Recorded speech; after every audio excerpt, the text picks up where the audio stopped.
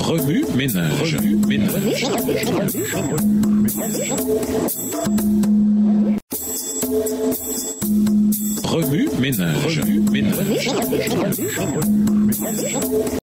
Bienvenue dans votre émission Remue ménage. Nous voyons la leçon de dimanche. Dépôt pour le péché intériorisé. Le péché d'Adam et Ève non seulement brisa leur relation avec Dieu, mais les priva aussi de leur innocence et de leur tranquillité d'esprit. Un sentiment immédiat de honte les envahit au point qu'ils tentèrent de se cacher de Dieu. Genèse 3, verset 8. Le péché ajouta aussi la triste réalité de la mort dans un environnement qui en avait été exempt jusqu'alors. Dieu avait prévenu Adam et Ève que s'ils mangeaient de l'arbre de la connaissance du bien et du mal, ils mourraient. Une idée qui était restée largement théorique pour eux. Ils n'avaient aucune connaissance expérimentale du péché et de ses conséquences. Malheureusement, ils apprirent assez vite à quel point le péché et la mort sont douloureux. Genèse 3, les versets 16 à 24 décrit les châtiments qu'Adam et Ève allaient subir suite à leur désobéissance. La vie serait difficile et douloureuse et au final, ils mourraient et retourneraient à la poussière. Les premiers êtres humains perdraient leur demeure, leur communion face à face avec Dieu et leur accès à l'arbre de vie, au verset 22 à 24. Quelle cascade de souffrance pour les plaisirs momentanés du péché. Au milieu de ces déclarations dévastatrices, Dieu offrit à Adam et Ève un immense espoir. Genèse 3, verset 21. Il leur fit des tuniques de peau et les en revêtit. Remarquez que Dieu disposait d'innombrables matériaux pour confectionner des vêtements pour le couple nu et pécheur. Cependant, son choix s'arrêta sur la peau des animaux. Les vêtements de peau que Dieu allait leur confectionner exigeaient la mort d'un animal. Lévitique 17, verset 11, nous aide à comprendre pourquoi cette mort était nécessaire. C'est dans le sang que réside la vie d'une créature. Le Seigneur vous autorise à utiliser le sang sur l'autel pour obtenir le pardon en votre faveur. En effet, le sang permet d'obtenir le pardon parce qu'il est porteur de vie. Sans effusion de sang, le péché ne peut être enlevé. Hébreux 9, verset 22. En les revêtant d'habits de peau, Dieu ne couvrait pas seulement leur nudité, mais aussi leur état de péché. C'est en Éden que Dieu introduisit le premier autel sur lequel des animaux seraient sacrifiés pour expier le péché. Cette idée d'expiation substitutive devint plus tard la pierre angulaire du système sacrificiel juif. L'autel en Éden qui procura des vêtements à